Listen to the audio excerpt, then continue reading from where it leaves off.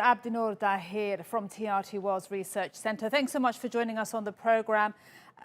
Tell us, how will this Ethiopian musician Hachalu Hundessa be remembered, both as a singer, musician, and also as a symbol for the Oromo people?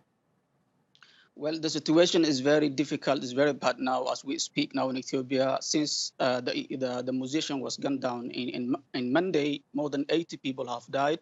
And since he hails from the largest ethnic group in Ethiopia, the Oromo ethnic group, he is considered as a hero, an icon by more than 50 million Oromos in Ethiopia. And the situation is likely to get worse because the government has also did something a lot of people in Ethiopia consider wrong. That is arresting Ethiopian opposition groups, especially from the Oromo. One of them is a prominent figure called Jawar Muhammad. He was arrested. No one knows that.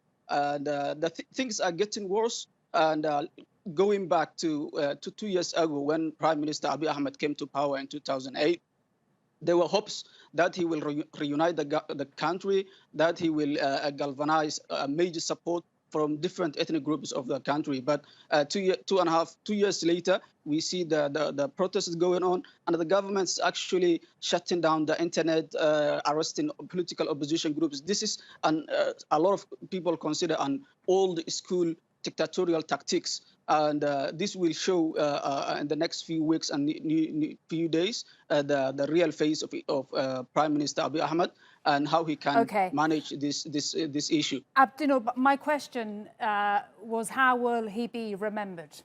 What legacy will he leave? He will leave. He will be a hero for Ethiopia, especially for the Oromo people, because he led the protests that brought to power the current Prime Minister, Abiy Ahmed, who is also an ethnic Oromo. His previous government, his previous and Prime Minister resigned because of the Oromo protests. And this singer, his music was soundtrack for more than 3 years of protesters. So he will be a hero for Ethiopians, especially for the Oromo people. And talking about the situation right now, are we any clearer as to why he was killed?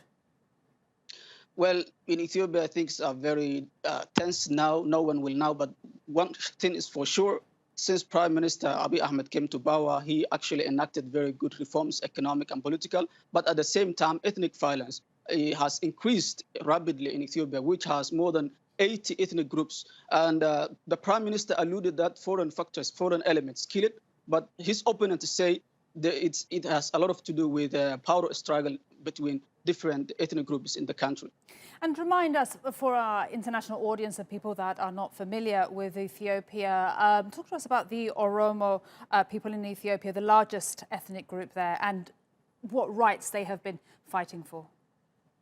The Oromos are the largest in the country, and they have been subject to suppression and oppression for many years in the Ethiopian history. In Ethiopia, there were only two groups, minor groups, who hold the power for more than 200 years, which are the Highlanders, or to be more precisely, the Tigray and Amhara.